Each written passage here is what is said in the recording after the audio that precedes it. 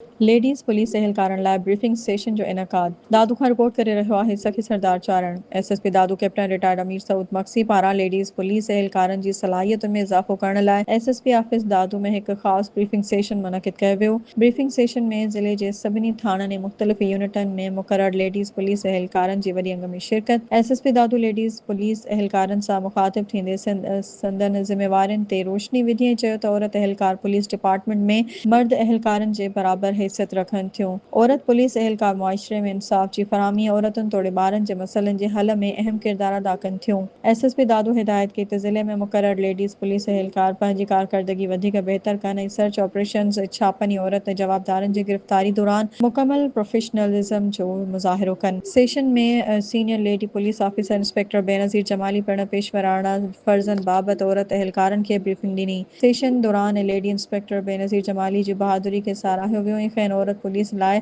Role model करार ॾिनो वियो। एसएसपी दादू चयो त ज़िले दादू में लेडी इंस्पेक्टर बेनज़ीर जमाली जी जुरत ऐं फ़र्ज़ शनासी लेडीज़ पुलिस एहलकारनि लाइ मशले राह आहे।